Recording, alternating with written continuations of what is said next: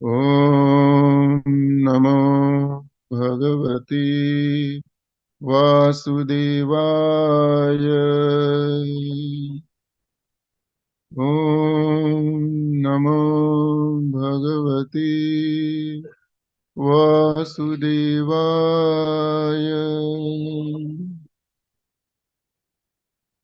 नारायणं नमस्कृत्य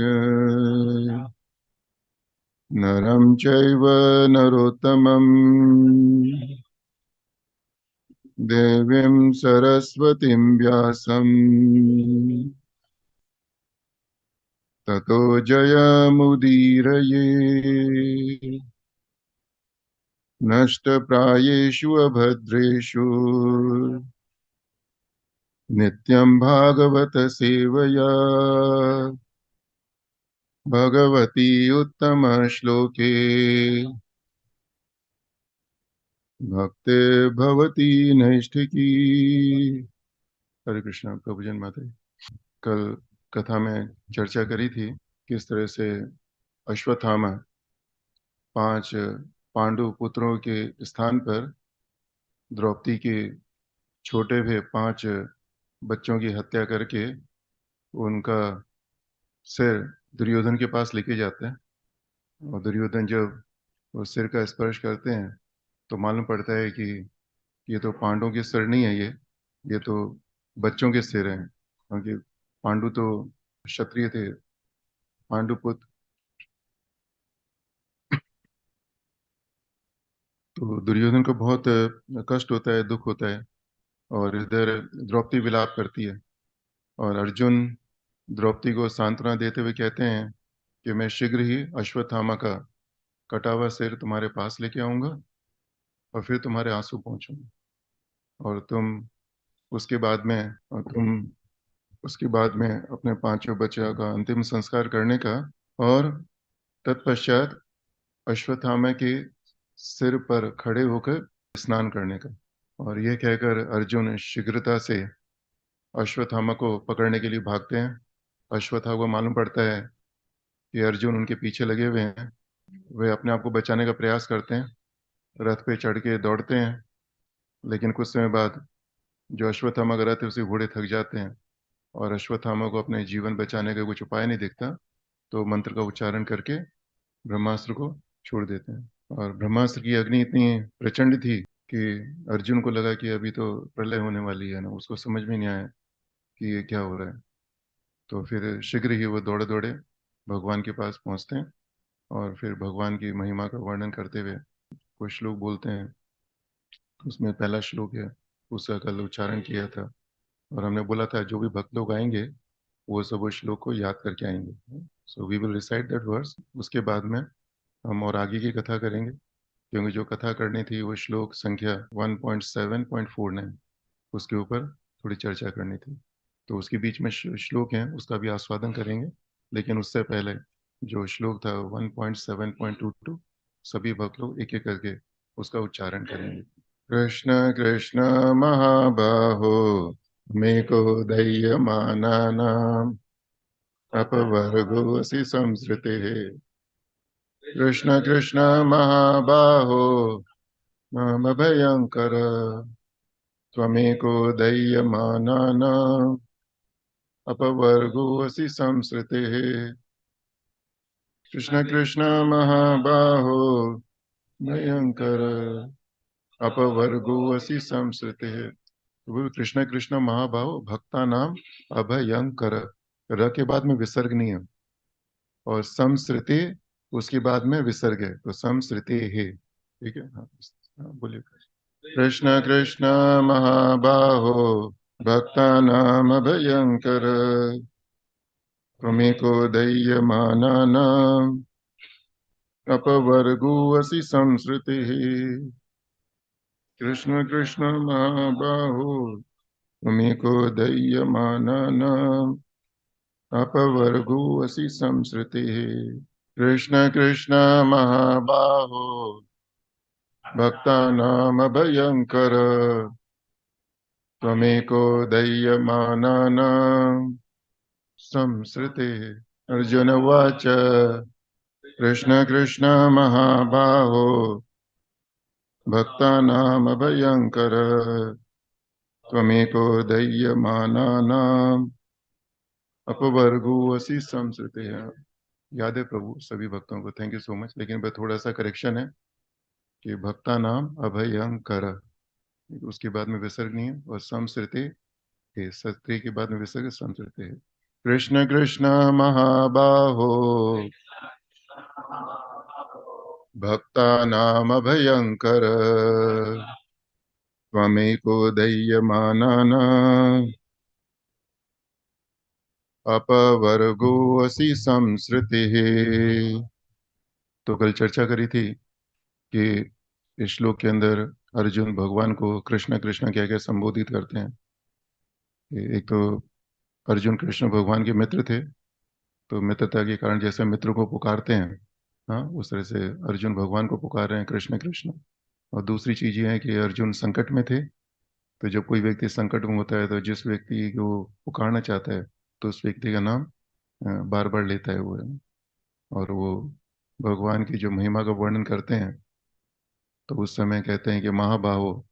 तो भगवान के तो बहुत सारे दिव्य अंग हैं, उसमें से महाबाहो उनकी भुजाओं का, हाँ, उसकी भुजाओं की महिमा का वर्णन करते हैं। तो भुजाओं को क्यों याद करते हैं? क्योंकि जब कोई व्यक्ति संकट में होता है तो दूसरा व्यक्ति उसको अपनी भुजाओं के द्वारा बचा सकता है ना। और भगवान की भुजाएं कैसी महाशक्तिशाली भी है और बहुत लंबी भी है, वो कहीं भी पहुंच सकती है ना।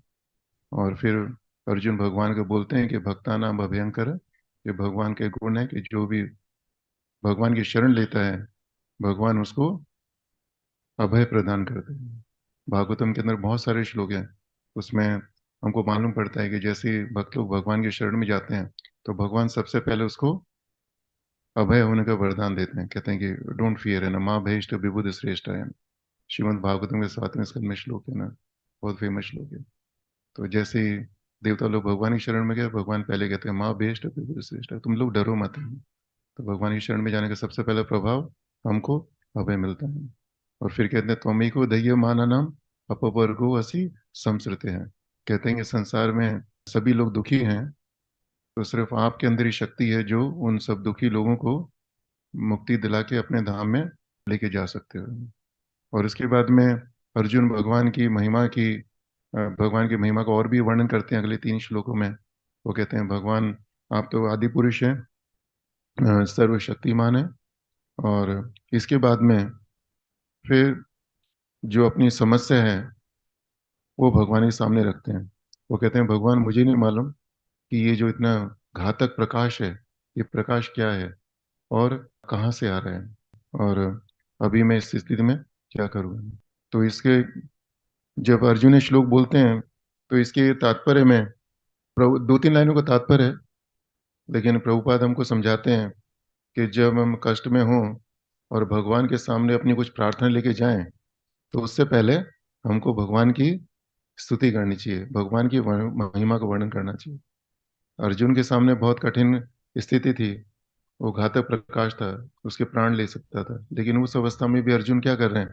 पहले भगवान की 4 श्लोकों में उनकी महिमा का वर्णन कर रहे हैं, उनकी स्तुति कर रहे हैं। ये कृष्ण कृष्ण महाभाव भक्ता नाम भयंकर है, इसमें भगवान से प्रार्थना नहीं करेंगे मुझे बचाव हुआ है ना, ये तो भगवान की स्तुति कर रहे हैं, भगवान की महिमा का वर्णन कर रहे हैं। और फिर जो ये श्लोक है 1726, इसमें अर्जुन भगवान के सामने अपनी समस्या रखते हैं ना। तो हमारे लिए जो शिक्षा है कि जब भी हम लोग कष्ट में हो, कुछ भी कष्ट हो, तो हमको प्रयास करना चाहिए कि पहले भगवान की महिमा का वर्णन करें, उसके बाद में अपनी प्रार्थना रखें। आपने कभी नरसिम्हा कवच पढ़ा होगा, तो नरसिम्हा कवच में भी क्या होता है, पहले भगवान के एक अंग की महिमा का वर्णन करते हैं, उसके बाद में बोलते हैं कि भगवान मुझे मेरे इस अंग की रक्षा करिए। अब उन श्लोकों को पढ़ के देखना आप, है ना। तो इस तरह से अर्जुन भगवान के सामने अपनी समस्या रखते हैं कि ये परेशानी मेरे को, और भगवान तुरंत ही उसको बताते हैं कि ये जो काम है ये किसने किया है। कहते हैं कि ये तो द्रोण पुत्र है, उसका काम है ना, तो उसने ऐसा क्यों किया। तो भगवान कहते हैं कि भाई उसके सामने अपने जीवन को बचाने का कोई उपाय नहीं था, है ना, तो अभी उसने ये ब्रह्मास्त्र छोड़ दिया है ना। तो अब अर्जुन कहते हैं कि अभी मैं क्या करूँ, है ना। तो भगवान कहते हैं तुम्हें तो जो मिलिट्री के जो से सैन्य, यो मिलिट्री आर्ट का तुम्हें ज्ञान है, तो तुम इसको इसका प्रतिकार करो तुम्हें। तो ये भगवान ने अर्जुन को ये बोला। तो इससे हमको क्या शिक्षा मिलती है कि दो चीजें हैं कि जब हम संकट के समय होते हैं, when we are in trouble, we know what is the solution, हमको मालूम होता है कि हम क्या करें उस समय। लेकिन वो जो संकट की स्थिति होती है, तो उस समय हमारे हमको याद नहीं आता, हमको मालूम नहीं पड़ता कि हमको क्या करना चाहिए, हम भूल जाते हैं ना। रामचरितमानस में सुंदरकांड में प्रसंग आता है ना, जब हनुमान जी को लंका जाना था, तो हनुमान जी के अंदर बहुत सारी शक्ति थी, लेकिन खैर वो तो श्राप के बस अपनी शक्ति भूल गए थे। तो उस समय उनकी शक्ति को किसने याद दिलाया? वो रिवाइव, जामवान ने, है ना। तो ऐसे ही यहाँ पर भगवान भी अर्जुन को उनकी जो शक्ति है, उनको जो उसका ज्ञान है, उसका स्मरण कराते हैं। तो अब उसके बाद में अर्जुन क्या करते हैं? उसके बाद में इट्स ऑल्सो वेरी इंस्ट्रक्टिव, है ना। इसके बाद में अर्जुन क्या करते हैं? अर्जुन आचमनी करते हैं और भगवान की प्रदक्षिणा करते हैं। This is also very important to understand. ये अर्जुन ऐसी स्थिति में, उनको जीवन खतरे में है, लेकिन उससे पहले भगवान की स्तुति करते हैं, फिर भगवान के सामने अपनी समस्या रखते हैं, भगवान उसका समाधान बताते हैं ना। But he is not excited although he is in danger, right. भगवान ने समाधान बताया कि इसका प्रतिकार करो, तो प्रतिकार तुरंत कर सकते थे, लेकिन फिर भी वो क्या करते हैं? आचमनी करते हैं, और आचमनी करने के बाद भगवान की प्रदक्षिणा करते हैं। ऑल्दो कृष्ण भगवान अर्जुन के भक्त है ना, लेकिन अर्जुन उसके साथ साथ भगवान का मित्र है, लेकिन इसके साथ साथ अर्जुन को ये भी मालूम है कि किस तरह से उनका सम्मान करना चाहिए। भगवान की प्रदक्षिणा करते हैं, परिक्रमा करते हैं, और उसके बाद में ब्रह्मास्त्र चलाते हैं। और जब ब्रह्मास्त्र छोड़ने के बाद में दोनों ब्रह्मास्त्र एक दूसरे से टकराते हैं, और उनकी जो शक्ति है वहां पर समाप्त हो जाती है। और प्रभुपाद जी बताते हैं कि इस संसार में जो परमाणु बम है, वो भी ब्रह्मास्त्र की तरह से है। लेकिन अंतर क्या है कि जो परमाणु बम है, उसको हम देख सकते हैं, ब्रह्मास्त्र को देख नहीं सकते। सिर्फ वो वैदिक मंत्र है, उसके द्वारा अग्नि प्रकट होती है। और दूसरी चीज है कि जो परमाणु बम है, उसको कोई छोड़ दे एक बार, तो उसको वापस नहीं लेके आ सकते। लेकिन जो भगवान का जो ब्रह्मास्त्र है, वैदिक मंत्र है, वैदिक मंत्र के जो ब्रह्मास्त्र को छोड़ते हैं, जीव में शक्ति होती है ना, जिसके ऊपर ज्ञान है, उसको रिट्रैक्ट कर सकते हैं, वापस लेके आ सकते हैं। तो अर्जुन उस ब्रह्मास्त्र का प्रतिकार करते हैं। उनको बहुत ज्यादा क्रोध है, और भी अर्जुन को, कृष्ण भगवान को भी क्रोध है। तो अर्जुन जाकर अश्वत्थामा को पकड़ लेते हैं। जब उसको पकड़ लेते हैं, भगवान इसको कहते हैं कि भगवान कहते हैं कि भाई तुमने पकड़ क्यों लिया है भाई? तो अर्जुन को जवाब नहीं देते हैं, और बस उसको और कहते हैं कि तुम इसकी बात छोड़ो, तुमने द्रौपदी को वचन दिया है कि तुम इसका कटा हुआ सिर उसको ला कर दोगे, फिर भी अर्जुन कुछ नहीं बोलते हैं। अर्जुन इज टोटली क्वाइट है, सिर्फ भगवान ही के साथ साथ अपने कुल का भी अपमान किया है। जो इसने अपना, जिस तरह का अश्वत्थामा ने काम किया है, ये उसके जिस कुल में है, हाँ, उस कुल को शोभा नहीं देता, उस कुल के व्यक्ति को शोभा नहीं देता है। तो लेकिन फिर भी अर्जुन कुछ नहीं बोलते हैं ना, और अर्जुन उसको सीधा पकड़कर वहां पर द्रौपदी के पास लेके चले जाते हैं। और तो इससे पहले सुखदेव गोस्वामी बोलते हैं कि वो अर्जुन की महिमा को बता रहे हैं ना, कि अर्जुन कितने महान थे ना, कि भगवान ने अर्जुन को उकसाने के लिए बहुत सारी चीजें बोली। सबसे पहली चीज बोली कि इसने तुम्हारे बच्चों की हत्या करी है, फिर भी Arjun, he did not get excited. फिर उसके बाद में और भी अर्जुन को अलग अलग तरीके से उकसाने का प्रयास करते हैं ना। वो कहते हैं कि धर्म तुम्हारे बच्चों के लिए, हमारे बच्चे सो रहे थे उस समय इसको मार दिया उसने। तुमने अपनी पत्नी को वचन दिया है ना, अपने स्वामी का अनादर किया है, उसको दुख दिया है ना, लेकिन फिर भी अर्जुन को कुछ फर्क नहीं पड़ रहा है ना। और इसलिए सुखदेव गोस्वामी अर्जुन के लिए कहते हैं कि महान अर्जुन है। और फिर अर्जुन अश्वत्थामा को पकड़कर द्रौपदी के पास गए। तो उसके बाद में जो श्लोक है, ये 1749 से पहले तो 7 श्लोक है। Those verses are very instructive है। इन श्लोकों से हमको मालूम पड़ता है कि जो भगवान के भक्त हैं, उनका कैसा शील होता है। तो अभी द्रौपदी के सामने अश्वत्थामा को द्रौपदी के सामने अश्वत्थामा है, और द्रौपदी अश्वत्थामा को देखती है। और भागवत में लिखा गया अपकृत्य, कि किस कौन सा अश्वत्थामा को देख रही है, कि जिसने उसने बच्चे को मारा है और अपकार किया है। तो द्रौपदी सबसे पहली चीज क्या करती है? सबसे पहली चीज द्रौपदी क्या करती है? प्रणाम, ननाम अचय, सबसे पहले प्रणाम करती है। देखिए कितनी बड़ी बात है ना। जिस स्त्री के सोते हुए 5 बच्चों की हत्या कर दी, और वो व्यक्ति उसके सामने खड़ा हुआ है, फिर भी वो क्या कर रही है, उसको प्रणाम कर रही है। और प्रणाम कर रही है, और प्रणाम करते करते उन्होंने देखा कि इसको तो अश्वत्थामा को बांध रखा है उसने। तो इतनी करुणा है कि उसको बंधा हुआ देखकर वो सहन नहीं कर पाई है ना, क्योंकि उसके मन में भाव था कि ये तो मेरे गुरु का पुत्र है ना ये। तो उसको सहन नहीं हुआ कि इसको क्यों बांध रखा है। तो फिर दूसरी चीज क्या बोलती है वो, पहले तो प्रणाम किया, और दूसरी चीज क्या बोली कि मुच्यते ना, ये 2 शब्द भी याद रखने वाले हैं ना? इसको छोड़ दो, छोड़ दो। फिर अर्जुन उसको बोलते हैं कि भाई इसको छोड़ कैसे दें ना, इसने तो तुम्हारे 5 बच्चों की हत्या करी है। तो ठीक है, लेकिन फिर भी हमारा गुरु है ये। अर्जुन कहते हैं भाई तुम्हारा गुरु हमारा गुरु कैसे हो गई है ना। तो फिर द्रौपदी उनको याद दिलाती है कि तुम्हें मालूम नहीं कि जो तुमने अर्जुन विद्या सीखी है, हाँ, शस्त्रों को प्रतिकार करने की विद्या सीखी है, ये सब तुमने किससे सीखी? तुमने इनके पिता से सीखी, द्रोणाचार्य से सीखी है। और अभी द्रोणाचार्य नहीं है, लेकिन फिर भी द्रोणाचार्य अपने पुत्र के रूप में विद्यमान है ना। तो तुम अगर इसको मारोगे तो इसका अर्थ है कि तुम अपने गुरु को मार रहे हो। और फिर द्रौपदी कहती है, ये आप तो धर्म के ज्ञाता हो ना, आपको तो धर्म का ज्ञान है। और धर्म के अनुसार जो उच्च कुल के लोग हैं, उच्च कुल किसके बारे में बात कर रही है? द्रोणाचार्य का जो कुल है, गुरु का कुल है। कहते हैं जो उच्च कुल के लोगों को दुख देता है, उनको भी बहुत ज्यादा दुख मिलता है। तो अर्जुन बोल रहे हैं कि भाई मैं किस तरह से उनके कुल के लोगों को दुखी कर रहा हूं मैं।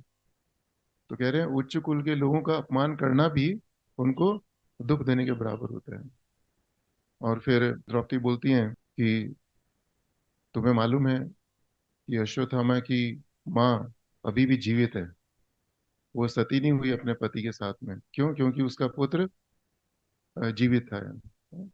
और कहती हैं कि फिर बहुत सुंदर बात बोलती है, कहती कि मैं नहीं चाहती कि जिस तरह से मैं अपने पुत्रों के वियोग में निरंतर रो रही हूँ, इस तरह से गौतमी, जो अश्वत्थामा की माँ है, वो भी रोती रहे। इस तरह से द्रौपदी अर्जुन को समझाती है कि तुम इसको तुरंत छोड़ दो, है ना, मारने की तो बात छोड़ो। वो कहती है तुम इसको जो बांध रखा है, इसको बांधो भी मत, तुम इसको छोड़ दो, है ना। तो उसके बाद में सुत गोस्वामी ये श्लोक बोलते हैं 1749। तो उसमें कल हमने इसको पढ़ा था, तो श्लोक के अंदर तो सुत गोस्वामी बोलते हैं कि धर्मम न्यायम सकरुणम निर्व्यलीकम सममहत राजा धर्म सुतो राज्ञ प्रत्यनंद वचो द्विजः। तो सुत गोस्वामी बोलते हैं कि जो द्रौपदी के वचन थे, द्रौपदी के वचन किस तरह के वचन थे? द्रौपदी ने जो भी इस 7 श्लोक बोले, जिसके बारे में हमने आपको संक्षिप्त में बताया, तो उसके बारे में क्या विशेषता थी, तो इन इस श्लोक के अंदर बताते हैं। तो जो द्रौपदी ने जो वचन बोले, उसके अंदर 6 चीजें थी। धर्मम न्यायम सकरुणम निर्व्यलीकम समम महतम। तो इसके परपोर्ट में प्रभुपा जी बताते हैं कि महाराज युधिष्ठिर जो धर्मराज या यमराज के पुत्र थे, उन्होंने महारानी द्रौपदी के इन वचनों का अनुमोदन किया। द्रौपदी ने तो अपने वचन बोल दिए, वहां पर 5 पांडव थे। तो सबसे पहले युधिष्ठिर महाराज ने उसका अनुमोदन किया। युधिष्ठिर महाराज ने बोला कि हाँ, ये द्रौपदी जो बोल रही है वह ठीक है ना। मनुष्यों को चाहिए कि उच्च कुल के सदस्य की अवमानना को सहन न करे। अर्जुन तथा उसका परिवार द्रोणाचार्य के कुल के प्रति कृतज्ञ थे, क्योंकि अर्जुन ने उनसे धनुर्विद्या सीखी थी। यदि ऐसे उदार परिवार के प्रति कृतज्ञता प्रदर्शित की जाए तो नैतिक दृष्टि से उचित न होगा। द्रोणाचार्य की अर्धांगिनी के साथ अनुकंपा पूर्वक व्यवहार किया जाना चाहिए था, जिससे वह अपने पुत्र की मृत्यु के कारण दुखी न हो। यही अनुकंपा है। द्रौपदी के ये वचन बिना किसी कपट के हैं, क्योंकि पूरी तरह जानकर ही कोई कदम उठाना चाहिए। इसमें समता का भाव था, क्योंकि द्रौपदी ने निजी अनुभव के आधार पर यह कहा था, कोई बांझ स्त्री कभी माता की पीड़ा नहीं समझ सकती। द्रौपदी स्वयं माता थी, अतएव कृपि की शोक वेदना का उसका अनुमान सही था। यह उसके गौरव के अनुकूल भी था, क्योंकि वह उस उच्च कुल के प्रति समुचित सम्मान प्रदर्शित करना चाहती थी। तो ये तात्पर्य में प्रभुपाद जी हमको बताते हैं कि किस तरह से द्रौपदी के जो वचन थे वह 6 चीजों से पूर्ण थे। तो 6 चीजें क्या हैं? आप सबसे पहली चीज क्या है इसके अंदर? तो धर्म्यम। तो द्रौपदी ने जो बोला वह किस तरह से धर्म के अनुकूल था। प्रभुपाद जी जो बताते हैं तात्पर्य में कि जो उच्च कुल के सदस्य हैं उनको दुख नहीं देना चाहिए, और अगर हम उपमान करेंगे तो इसका अर्थ है कि हमको दुख दे रहे हैं। तो ये तो धर्म की बात हो गई है। और न्यायम। न्यायम न्याय, नैतिक चीज क्या है? तो प्रभुपाद जी बताते हैं कि नैतिक चीज के बारे में बताते हैं प्रभुपाद जी कि द्रौपदी ने क्या देखा कि इसके अश्वत्थामा के पिता ने हमको विद्या सिखाई थी, तो इसलिए हमको हमेशा उनके प्रति कृतज्ञ रहना चाहिए, राइट।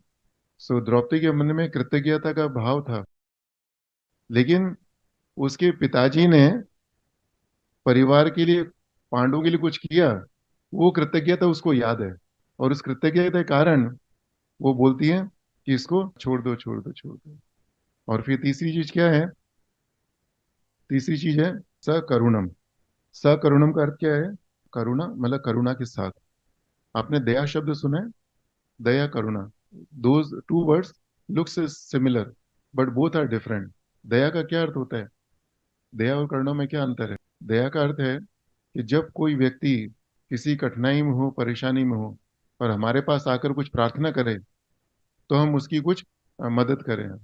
और करुणा क्या है कि कोई व्यक्ति हमसे कुछ प्रार्थना नहीं करे, लेकिन हम उसकी दुखी अवस्था देखकर उसकी बिना प्रार्थना करे हम उसके लिए कुछ करना चाहें, तो उसको करुणा कहते हैं। तो द्रौपदी से अश्वत्थामा ने प्रार्थना नहीं करी है ना, लेकिन फिर भी द्रौपदी का स्वभाव देखिए कि दया नहीं, उसके हृदय में करुणा थी है ना। इतनी कठिन परिस्थिति में कि जब उसके 5 बच्चों की हत्या कर दी गई, इतनी कठिन अवस्था के अंदर भी द्रौपदी के हृदय के अंदर करुणा है। और फिर चौथी चीज इसमें बोली है, सुद गोस्वामी हमको बताते हैं निर्व्यलीकम। निर्व्यलीकम का अर्थ है, प्रभुपाद जी ट्रांसलेशन बोलते हैं विदाउट एनी डुप्लीसिटी। द्रौपदी के मन में कुछ कपट नहीं था, वो किसी स्वार्थ के कारण अश्वत्थामा को नहीं छोड़ना चाहती थी, उसके अंदर कोई स्वार्थ नहीं था जिसके कारण उसने अश्वत्थामा को प्रणाम किया है। सो जो द्रौपदी के वचन थे वह बिना किसी कपट के, बिना किसी स्वार्थ के कारण बोले गए। प्रभुपाद जी ने अपने किसी एक श्लोक के तात्पर्य में एक श्लोक बोला है। तो प्रभुपाद जी क्या कहते हैं कि मातृवत परदारेषु, आप लोगों ने सुना था ना, मातृवत परदारेषु परद्रव्येषु दोष्टवत। और तीसरी लाइन क्या है? आत्मवत सर्वभूषेतु यह पश्यति स पंडित। कि जो ज्ञानी व्यक्ति है उसके क्या लक्षण होते हैं? तो 3 लक्षण होते हैं। मातृवत परदारेषु, कि जो दूसरे परदारेषु दूसरी की स्त्री है उसको किस भाव से देखता है। यह पश्यति, यहाँ पे देखने का, देखने के बारे में बताते हैं हमारी दृष्टि कैसी होनी चाहिए। ये दूसरी की स्त्री है उसको माता के समान देखता है। और पर द्रव्येशु लोष्ट व्रत, लोष्ट का अर्थ होता है मिट्टी है ना, व्रत मतलब समान। कि जो दूसरों का द्रव्य, द्रव्य के अंदर सारी चीजें आ गई, कि जो दूसरों का द्रव्य है उसको किसके समान देखता है? मिट्टी के समान देखता है। इसका अर्थ क्या है? कि वह उसकी परवाह नहीं करता। जैसे हम जाते हैं रोड पे बहुत सारी मिट्टी देखते हैं, हम उसकी परवाह करते हैं, उसको उठा के घर पे लेके आते हैं, उससे आसक्ति होती है, उसको चुराना चाहते हैं? नहीं। तो इसी तरह से जो पंडित होता है, जो ज्ञानी है, और जो दूसरों का धन है उस पर कभी दृष्टि नहीं रखता हुआ है ना। और दृष्टि क्या? उसको बिल्कुल मिट्टी की तरह से समझता है ना। तो इस संसार में जब हम कहते हैं दूसरों का धन, तो हमको लगता है कि दूसरों के धन में इसका धन, इसका धन, इसका धन, इसका द्रव्य, राइट। लेकिन हमको मूल रूप से देखें तो जो हमारा धन है, हमारा धन है वो भी क्या है? वो भी पर द्रव्य है। पर द्रव्य किस तरह से है? हाँ, राइट। वो भी पर द्रव्य है, वो भी पर द्रव्य है। तो वो भी हमारे लिए मिट्टी के समान समझना चाहिए हमको। देन वी आर पंडित। और जो तीसरी चीज है आत्मवत सर्वभूतेषु है ना। ये जो इसका उदाहरण है, ये हमको द्रौपदी से सीखने को मिलता है ना। जिस तरह का उदाहरण द्रौपदी ने प्रस्तुत किया, उस तरह का उदाहरण कोई नहीं दे सकता।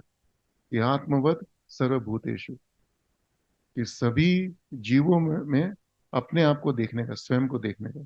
और ये इसको सरल रूप में बोला जाए तो हमको हमेशा सोचना चाहिए, जो दूसरे जीवों से व्यवहार करते हैं ना, तो हमको हमेशा सोचना चाहिए कि अगर इस तरह का व्यवहार हमारे साथ हो तो हमको कैसा अनुभव होगा। तो द्रौपदी यहाँ पर वही चीज प्रस्तुत कर रही, शिक्षा प्रस्तुत कर रही है हमारे सामने, आदर्श प्रस्तुत कर रही है, यह बोलकर कि मैंने अनुभव किया है एक पुत्र की मृत्यु का शोक क्या होता है। तो मैं नहीं चाहती कि वह शोक इनकी माँ को भी हो। तो इस तरह से जो द्रौपदी के जो वचन थे, उसके अंदर समता थी। समता मतलब जैसे आत्मवत सर्वभूतेषु है। और फिर अंतिम चीज क्या है? महत। महत का अर्थ क्या है? कि जो द्रौपदी ने वचन बोले, वह द्रौपदी का जो कुल है उसके गौरव के अनुकूल थे। क्योंकि जब भी हम कुछ कर्म करते हैं, कुछ वचन बोलते हैं, तो हमको हमेशा हमारा जो कुल है, हमारी मर्यादा है, उसका स्मरण रहना चाहिए। हमारे पिताजी हमको हमेशा बोलते थे कि कोई दूसरा व्यक्ति नीच बनता है तो हमको नीच बनने की आवश्यकता नहीं है। वो उस व्यक्ति का कर्म है, वो उस व्यक्ति का भाव है। अगर कोई दूसरा व्यक्ति बुरा कर्म करता है तो हमको उसका बुरा कर्म करने की जरूरत नहीं है, right. We should not follow the tit for tat policy. भौतिक जगत में क्या होता है आजकल, जो समाज में प्रथा है, जो शिक्षा दी जाती है, वो क्या टिट फॉर टैट है। There is nothing about the tolerance. लेकिन जो हमारी वैदिक संस्कृति है, कि हमको हमेशा अपनी मर्यादा है उसके अनुसार कर्म करना चाहिए। तो द्रौपदी ने क्या देखा कि अगर हमने अश्वत्थामा को नहीं छोड़ा, अश्वत्थामा का वध किया, तो उनकी जो कुल की मर्यादा है उसको हानि पहुंचेगी, है ना। जब भगवान राम को वनवास हुआ, तो उस समय, हाँ, जनक महाराज सीता माता से मिलने के लिए आते हैं। तो उस समय जनक महाराज को खुशी होती है, उनको दुख नहीं होता है कि उनकी बेटी वन जा रही है। उनको खुशी होती है कि हमारी बेटी वन जा रही है पति के साथ में। तो उस समय जनक महाराज कहते हैं कि योग्य पुत्र हो तो वह एक कुल का उद्धार करता है, एक कुल का नाम रोशन करता है। लेकिन अगर योग्य पुत्री हो, गुणवती पुत्री हो, दो कुलों का नाम रोशन करती है। जिस घर में उसकी शादी होती है उसका नाम रोशन करती है, और इसके साथ साथ जिस कुल से आई है, जिस परिवार से आई है, उसकी महिमा को भी आगे बढ़ाती है। तो इसीलिए ये बहुत आवश्यक है। सभी को शीलवान होना चाहिए, लेकिन विशेष रूप से माताएं हैं, जो स्त्रियां, पुत्रियां हैं, उनको हमेशा ये चीज को याद रखना चाहिए कि जो भी काम करेंगे उसका असर दो परिवार पर, दो कुलों के ऊपर पड़ता है। तो द्रौपदी अपनी जो जो उन्होंने वचन बोले, उसके द्वारा हम सबको ये संदेश दे रही हैं। तो ये बहुत महत्वपूर्ण है। जनरली हम लोग क्या, जो इससे पहले के श्लोक हम लोग पढ़ते हैं, लेकिन राधा गोविंद महाराज ने अपनी कथा में बोला था, उन्होंने विशेष रूप से इस श्लोक के ऊपर चर्चा करी थी उन्होंने। और ये छह चीजों को उन्होंने बहुत अच्छी तरह से समझाया था।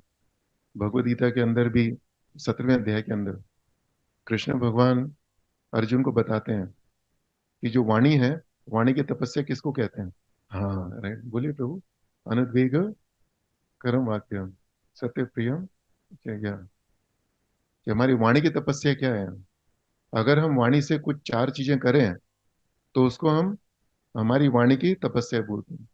और क्या है वो वाणी की तपस्या? क्या है? चार चीजें क्या है? अनुद्वेग कर्म वाक्य में, हमारे वाक्य, वाक्य मतलब जो हम बोलते हैं, तो हमको हमेशा ध्यान रखना चाहिए सबसे पहली चीज क्या है? अनुद्वेग। कि जो हमारे वचनों से दूसरे व्यक्ति को अनुद्वेग, उत्तेजना नहीं होनी चाहिए ना। भगवद गीता के 12वें अध्याय में भी भगवान कुछ बोलते हैं ना, श्लोक है, because of our actions other person should not gate agitated, है, उत्तेजना नहीं होनी चाहिए। उसको कष्ट नहीं, अनुद्वेग कर्म वाक्य में, और कष्ट नहीं होना चाहिए किसी भी तरह का। और फिर दूसरी चीज है सत्यम में ना, कि वह सत्य वाक होने चाहिए। उत्तेजना नहीं होनी चाहिए, दूसरे व्यक्ति को दुख नहीं होना चाहिए, हाँ, सत्य होना चाहिए, लेकिन साथ साथ ये भी ध्यान रखने का है कि हितम प्रियम च, प्रियम हितम च, कि उससे हित हो। हित किसका हो? सभी का हित हो, यानी दूसरे व्यक्ति का हित हो और हमारा भी हित हो। तो द्रौपदी ने जो वाक्य बोले अभी, वो कैसे वाक्य थे? उससे किसी को एजिटेशन नहीं हुआ है। अश्वत्थामा को एजिटेट हुआ? एजिटेशन हुआ अश्वत्थामा को? फिर वो सत्य थे जो द्रौपदी ने बोला, वह सत्य था। और बेनिफिशियल, बड़ी सबसे बड़ी बात beneficial, it was beneficial for, of course Ashwatthama है ना, उसकी जान बच गई है। और दूसरा बेनिफिशियल, पांडवों का जो कुल था उसके लिए भी हितकारी थे, और जो द्रौपदी का कुल था उसके लिए भी हितकारी थे। और फिर लास्ट में जो श्लोक में बोलते हैं कृष्ण भगवान, क्या है वो? स्वाध्याय है। तो इसमें प्रभुपा जी क्या ट्रांसलेशन में क्या बोलते हैं?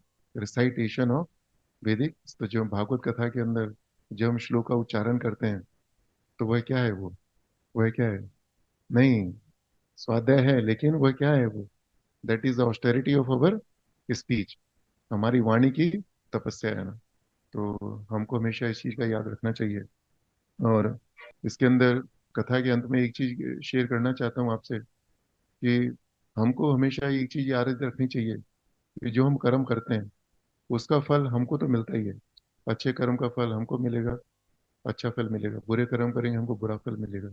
लेकिन इसके साथ साथ हमारे परिवार को भी किसी न किसी रूप में वह अच्छा फल या बुरा फल मिलता है। कुरुक्षेत्र का युद्ध के अंत में युद्ध समाप्त हो गया। उसके बाद में प्रसंग आता है कि कृष्ण भगवान पांचों पांडवों को लेकर भीष्म पितामह के पास जाते हैं। तो भीष्म पितामह देव जब पांडवों को देखते हैं, तो ये लंबा प्रसंग है, उसकी चर्चा नहीं करेंगे, लेकिन भीष्म पितामह देव पांडवों को बोलते हैं कि ये तुम्हारी माँ ने बहुत सारे कष्ट उठाए हैं। जब छोटी थी ये विधवा हो गई, इन्होंने तुमको बड़ा किया, और जब तुम बड़े हो गए तो तुम्हारे कर्मों के कारण इनको कष्ट भोगने पड़े हैं। भाई कुंती माता को कष्ट क्यों हुआ? उनके पुत्रों ने जो कर्म किए, उन्होंने जो व्यसन किया, किसी भी कारण से वनवास हुआ, उसके कारण उनको सब दुख भोगने पड़े हैं। तो उस समय भीष्म पितामह देव क्या शिक्षा दे रहे हैं हमको, कि जो हम कर्म करते हैं तो हमको ध्यान रखना चाहिए उसका प्रभाव हमारे परिवार के जन हैं उनके ऊपर भी पड़ता है, isn't it? तो पांडवों ने जो कर्म किए उसके कारण कुंती माता को दुख भोगना पड़ा। पांडवों ने तो दुख भोगे, लेकिन साथ साथ कुंती माता को भी दुख भोगना पड़ा। और यहाँ पर देखिए कि द्रोणाचार्य ने जो अच्छे कर्म किए, जो ज्ञान उन्होंने अर्जुन को दिया, उसका लाभ किसको मिला? हाँ, उनके पुत्र को मिला है, right? तो इसी तरह से जब हम प्रचार कार्य करते हैं, तो हमको याद रखना चाहिए कि उसका लाभ सिर्फ हमको नहीं, जो हमारे परिवार के जन हैं उनको भी किसी न किसी रूप में मिलेगा। ये कब मिलेगा वो नहीं मालूम है। जैसे अश्वत्थामा को लाभ हुआ, कब हुआ? उनके पिताजी चले गए, उसके बाद में उनको लाभ हुआ, लेकिन लाभ हुआ है।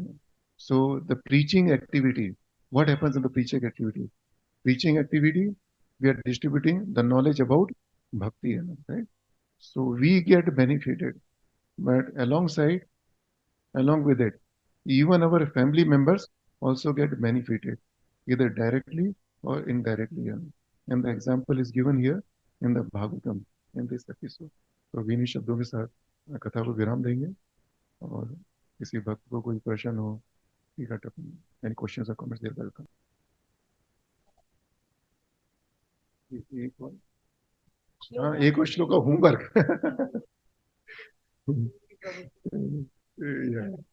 ओके, ठीक है। तो अभी से ही प्रसंग के आगे आता है, जब उत्तरा भगवान की प्रार्थना करती है ना, पाही पाही महायोगिन, वो आप लोगों को याद है? पाही पाही महायोगिन, आप लोगों को याद है? चलिए आप उसको याद करिए, कल उसके ऊपर चर्चा करेंगे थोड़ी हम, उसके द्वारा भी हमको शिक्षाएं मिलती है, ठीक है? तो आप उसको याद करके आइए।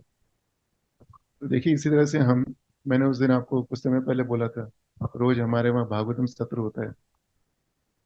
तो हर सत्र में अगर हम सिर्फ एक श्लोक को याद करें हम लोग, right?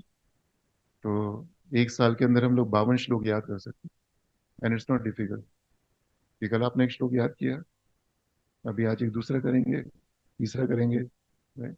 और अभी पिछले 3-4 दिन में और भी श्लोक याद किए हमने, है ना। नाम संकीर्तनम यस्य सर्व पाप प्रणाशनम, right? वो भी याद किया हमने। तो इस तरह से अभी तो क्या है, सिर्फ 3-4 दिन हुए, और 3-4 दिन में 3-4 श्लोक हो गए याद।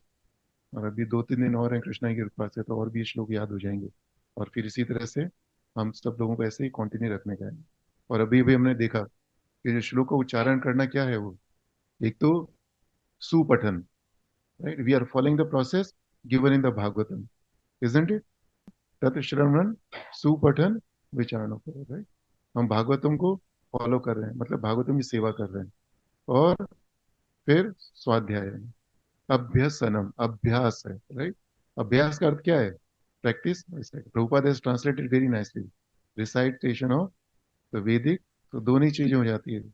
When we recite the verses, we have the Bhagavat seva as well as Bhagavat Gita seva. Hare Krishna प्रभु। बहुत बहुत धन्यवाद प्रभु जी, आपने बहुत सुंदर ढंग से इस श्लोक के ऊपर व्याख्या किया। प्रभु जी, मेरा एक दो प्रश्न था। तो पहला प्रश्न ये है कि जब अर्जुन क्षत्रिय है, वो जानते हैं कि ऐसे अश्वत्थामा ने गलत काम किया है, और उसने द्रौपदी को वचन भी दिया कि मैं इसका सर जो है धड़ से अलग करके लेके आऊंगा। तो फिर जब उसने अश्वत्थामा को पकड़ा, तो उसको तुरंत उसकी हत्या क्यों नहीं की? हाँ, दैट्स अ गुड क्वेश्चन। तो अर्जुन के मन में भी वही भाव था, है ना, जो भाव द्रौपदी के मन में था, कि ये मेरे गुरु है, मेरे गुरु का पुत्र है। वेरी सिंपल रीजन है। अर्जुन भी वही देख रहे थे जो द्रौपदी देख रही थी। लेकिन क्षत्रिय के होने के कारण भगवान भी उनके साथ साथ थे, भाई। भगवान का भी सम्मान करना चाहते थे। और भगवान ने कुछ बोले नहीं। और भागवत में दिया गया है कि भगवान अर्जुन को प्रेरित कर रहे हैं, या, लेकिन भगवान उसकी परीक्षा ले रहे हैं। Exactly the same word is given in the Bhagavatam, in the verse, कि कृष्णा वाज टेस्टिंग अर्जुना, कि देखते हैं कि अभी अर्जुन क्या करता है ना। और अभी इसके आगे श्लोक भी आएगा ना। अभी इसके 2 श्लोक छोड़ के भगवान बोलेंगे अर्जुन को। भगवान अर्जुन की तरफ हंस के देखते हैं ना, और भगवान कहते हैं कि जो धर्म के अनुसार उचित है तुम वो करो, है ना। लेकिन भगवान ये भी बोलते हैं, साथ साथ भगवान दोबारा उसको याद दिला रहे हैं कि ये आदत आई है, ये जो छोटे बच्चे हैं, ये सोते हुए बच्चे, उनकी हत्या करी है इसने। और लेकिन फिर अर्जुन क्या करते हैं? अर्जुन फिर भी उसको मारते नहीं है ना। वो क्या करते हैं? अश्वत्थामा के मस्त जो मणि थी, वो उसको निकाल देते हैं। तो एक तरीके से अपमान किया उसका। तो वो क्या है कि किसी सम्मानित कुल के व्यक्ति का अपमान हो, तो वह उसकी मृत्यु के समान है। तो यहाँ पर अर्जुन को एक क्षत्रिय का धर्म निभाना था, कि जिस व्यक्ति ने कुछ गलत काम किया उसको सजा देनी है। क्योंकि राजा है, उसका धर्म होता है कि प्रजा कुछ गलती करे तो उसको सजा देने का। क्योंकि अगर राजा प्रजा को सजा नहीं देगा उनके दुष्कर्मों की, तो उनको और ज्यादा कष्ट भोगने पड़ेंगे। ये जो चीज मैं आपको बोल रहा हूँ, भागवत में कई जगह बताई गई है, और यहाँ पर भी एक श्लोक के अंदर द्रौपदी अर्जुन को बोल रही है। तो अर्जुन का धर्म था कि उसको सजा देने का है।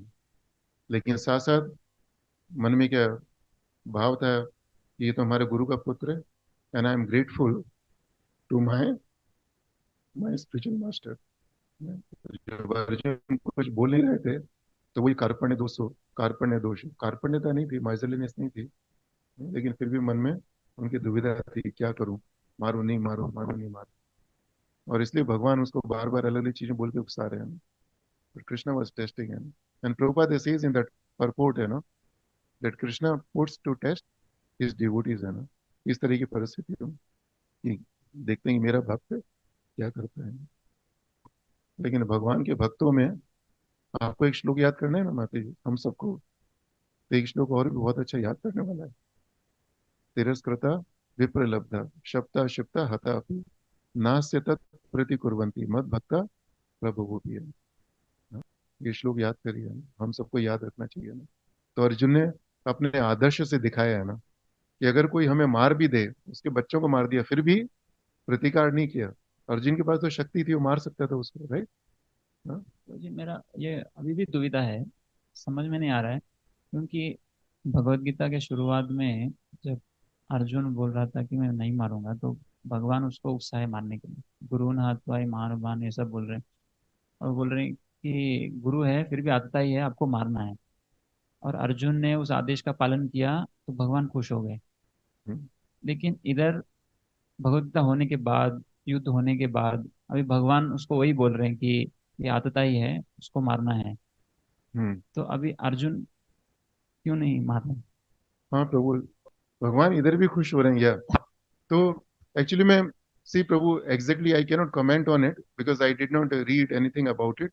Your question is good, but जो जहाँ तक मेरे को समझ में आता है कि there is no single action which suits in all the circumstances. जैसे कल हम कॉलेज में थे, वहां पर किसी ने हमसे पूछा कि धर्म और अधर्म क्या है ना, कि मैंने कहा धर्म और धर्म it's relative to the situation. कि किसी व्यक्ति के लिए जो धर्म है, दूसरे के लिए वह अधर्म हो सकता है, वो है ना। कि यहाँ पर अभी मैं इस रूम से बाहर निकाल कर इफ आई शूट समबडी, मैं किसी को गोली मार दूं, तो मेरे लिए अधर्म है, मेरे को उसके लिए सजा मिलेगी। लेकिन अगर एक पुलिस वाला किसी व्यक्ति को मारता है, हाँ, चोर को, तो उसके लिए धर्म है, उसको सजा नहीं मिलेगी, right? तो ऐसे ही यहाँ पर इस स्थिति में युद्ध के शुरू में भगवान अर्जुन को बोल रहे हैं कि सबको मारो, राइट, तुम्हारा धर्म है। तुम उसके अंदर जो शरीर को मत देखो, तुम आत्मा को देखो, है ना। ये कि यहाँ पर अर्जुन ने क्या करा, यहाँ पर वो सिर्फ एक चीज देख रहे हैं, अर्जुन और द्रौपदी दोनों एक चीज देख रहे हैं कि ये हमारा गुरु का पुत्र है ना, और we are grateful to them. जिस तरह का दुख हमको हो रहा है, इस तरह का दुख हम नहीं चाहते कि वह ये अश्वत्थामा को है। और फिर प्रभु कुरुक्षेत्र के युद्ध में तो एक चीज ये भी थी कि जिन व्यक्तियों की मृत्यु हुई वहां पर, उन सब की तो मुक्ति हुई है। जो भगवान ने जैसे ही उनके ऊपर दृष्टि डाली, तो उनकी दृष्टिपात से ही उनकी मृत्यु भी हुई, और उनकी मुक्ति भी हुई है। But this thing Prabhu, it's you should ask more senior devotees, probably they can give you the better answer. But I did not read anything about it. But your question is good, Prabhu. Hmm. And, Yeah, yes, the same situation. so I mean, Yeah. what you answered, perfect. Dharma can be not one action cannot be all the time in Dharma. So Hmm. whole Kurukshetra war has been over now. Now Hmm. already Pandavas are in the Hmm. uh, uh, one. So Hmm. now that intensity is not there to the kill. Actually, is not required here. Even if it does not kill, also they are already one. So now Hmm. the nature of the devotee is coming out. Hmm. That Yeah. there the Kshatriya Dharma was in action. Now as a devotee, how his Yes. heart is there. Hmm. Although Krishna is instruction in both places, but the heart of devotee is coming out, and I feel. But still, he did removing money and Even in the battle of Kurukshetra, Arjuna had a same nature. He, in the first chapter of Bhagavad Gita है ना, स्वजनम ही, कि ये तो सब स्वजन है ना, इन सब की आप मेरे को बताओ। भगवान से कहते हैं कि भगवान मैं इन सब की हत्या कैसे करूंगा, मैं ना कैसे मारूंगा इनको। बिकॉज अर्जुना क्या बोलते हैं, सबको स्वजन बोलते हैं ना। और स्वजन किसको बोलते हैं, कि जिन्होंने उनको छल कर कर, नहीं उनको पहले तो क्या उनको हराया था जुए में, फिर लाक्षागृह में रखा गया, उनको विष दिया गया, इतने सब, इतने सब दुष्कर्म किए, उन लोगों को क्या बोलते हैं अर्जुन, स्वजनम है ना। So even that time arjuna showed his kindness, compassion. लेकिन धृतराष्ट्र क्या बोलते हैं पहले श्लोक के भगवत गीता में, माम का पांडव, राइट, कि मेरे और पांडु पुत्रों ने क्या किया है। So Arjuna has been showing consistently, he showed his kind nature. Yeah. तो जी ये क्षत्रिय का धर्म रहता है कि जो शरणागत हो जाता है उसको माफ करना है। यहाँ पे तो हम देखते हैं कि अश्वत्थामा शरणागत नहीं हुआ, फिर भी यहाँ पे माफ कर रहे हैं। भगवान बोल रहे हैं कि अपराधी है, सजा देनी है। यदि कोई अपराधी मतलब वो क्षमा नहीं मांगता, वो शरणागत नहीं होता, तो संभवता है कि वो आगे जाकर फिर अपराध करेगा समाज में। ये अश्वत्थामा को ऐसे ही छोड़ दिया। हालांकि उसको थोड़ा वो चूड़ामणि वगैरह शिक्षा हुआ है, फिर भी क्या गारंटी है कि वो ऐसे गलत काम दोबारा नहीं करेगा? क्योंकि समाज में कोई कुछ गलत करता है कोई काम, तो उसको हर कोई चाहते हैं कि सजा तुरंत दे, ताकि दूसरे लोग ऐसे गलत काम ना करें। जैसे सो इधर बीवीपी कॉलेज में एक रेप केस हुआ, मर्डर केस हुआ, तो सभी लोग धरना कर रहे थे कि उसको तुरंत मार डालना है, तो ताकि दूसरे लोग ऐसे ना करें। तो अभी इस परिस्थिति में हम कैसे समझ सकते हैं कि उसको माफ करना सही है? तो वो जो अर्जुन और द्रौपदी के जो एक्शन थे, उन्होंने जो कर्म किया, उनके जो वचन थे, उस समय वो उन्होंने इस बारे में सोचा नहीं कुछ, है ना, कि अगर हम अश्वत्थामा को छोड़ देंगे तो इसके बाद में वह ऐसे दुष्कर्म करेगा नहीं करेगा, है ना। उसके बारे में उन्होंने कुछ सोचा ही नहीं। If we simply go by Bhagavatam, तो भागवतम में सिर्फ एक चीज बताई गई है कि वो क्या देख रहे थे कि ये हमारे गुरु का पुत्र है, हमारे गुरु के हमारे ऊपर बहुत सारे उपकार हैं, और हमें उनका हमेशा कृतज्ञ रहना चाहिए ना। और जिस तरह से हमको दुख हो रहा है, दुख भोग रहे हैं, ऐसा अश्वत्थामा की माँ को दुख नहीं होना चाहिए। और उसके अलावा में जो आप बोल रहे हैं प्रभु, वो सही है, लेकिन उनके मन में जो, लेकिन भागवत में इसके बारे में कुछ वर्णन नहीं आता कि अर्जुन ने इस बारे में कुछ सोचा है या नहीं सोचा है ना prabhu, right. So there is no comment on it, there is no reference. We can talk something from our own mind, but there is no reference in the Bhagavatam. Yes. Yeah, they are the rulers, है ना. Yeah, yeah, society also. But ruler is Swaraj also. He is independent. It is in his right. He can take the decision, whatever is appropriate, what he thinks is right in a given situation, right? You cannot bound a ruler with any of your thoughts and thinking, your own rational arguments. So Arjuna took a decision that time to do the thing which was appropriate in that situation. And even Krishna also endorsed it. Krishna ने भी उसका अनुमोदन किया। सभी लोग बोल रहे थे नहीं, हाँ, द्रौपदी ने बोला छोड़ दो, हाँ, अर्जुन ने तो खैर मारा ही नहीं, युधिष्ठिर ने बोला छोड़ दो, नकुल सहदेव ने भी अनुमोदन किया, सिर्फ एक ने अनुमोदन नहीं किया, भीम ने, राइट। भीम का जो नेचर है, राइट, उसने बोला नहीं छोड़ने का। लेकिन भगवान इसलिए उसके अर्जुन की तरफ हंस के देख रहे हैं ना, कि अभी देखता हूँ मैं तुम क्या करोगे तुम, right. Anyway Prabhu, this is very interesting episode, है ना।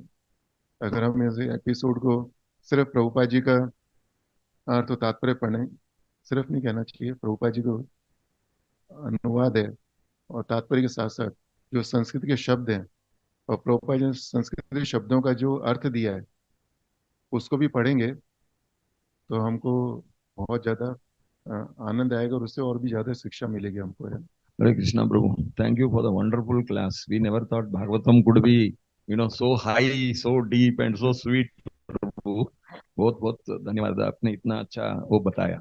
और ये जो अभी प्रश्न चल रहा है, इसको मैंने एक बार सुना था कि ultimately it is only and only Krishna who is running the show. तो हम कितना भी सरफोड़ी कर ले, कितना भी हम सरफोड़ी कर ले, ये जैसे प्रभु जी सो कंसर्न के क्या करना चाहिए, कैसे करना चाहिए, but ultimately it is again Krishna only, कि वो ही डिसाइड करते कौन सा सिचुएशन में क्या चाहिए। तो हर सिचुएशन में लाइक महाराज लोग, हमने सुन रहे थे कि वृंदावन में कुछ ये माफिया लोग ऑक्यूपाई किए थे, तभी गोपाल कृष्ण गोस्वामी महाराज ने शाम में वो बात करने को आ रहे थे, so I heard he never, planned or contemplated or discussed with anybody what to do. He went inside and sat doing japa.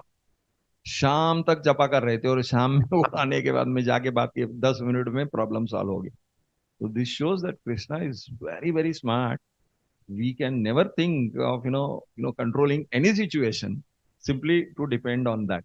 This is what I feel, like you said, from our mind I am speaking.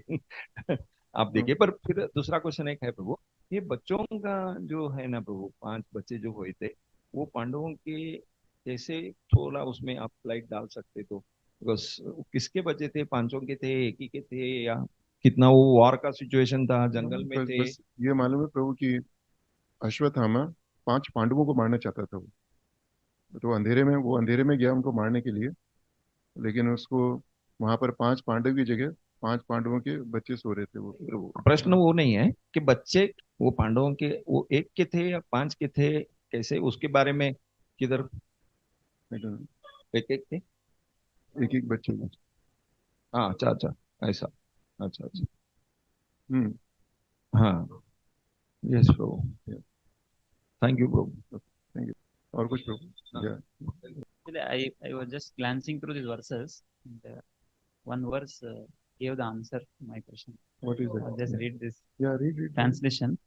Prabhupada is telling in 57th verse, cutting the hair from his head, depriving him of his wealth, and driving him from his residence are the prescribed punishments for the Brahma Bandhu. There is no injunction for killing the body. Right. So या प्रभु जी ने जो बोला ना कि यहाँ पर भागवतम में इसका उत्तर क्या है कि किसी को मारने का जब कहते हैं कि किसी को मारना, तो इसका अर्थ ये नहीं कि उसकी शरीर की हत्या करना, शरीर को मारना। मारने के कई अलग तरीके होते हैं। जैसे कथा के बीच में बोला ना कि किसी का अपमान कर दें हम लोग, हाँ, तो जिसको मणि निकाली उसकी, तो मणि क्यों निकाली? क्योंकि उससे उसका अपमान होएगा ना। एंड किसी का अपमान करना as good as killing the person, right. तो यही चीज दी है यहाँ पर ब्रह्म बंधु के साथ, या जो ब्राह्मण उसके साथ में। या थैंक यू प्रभु। या right. No, thank you so much prabhu for highlighting it. Yes, ठीक है प्रभु जी। मैं ओके, थैंक यू प्रभु। शिला प्रभुपाद की जय, शिला गुरुदेव की जय, समस्त भक्त वृंद की जय।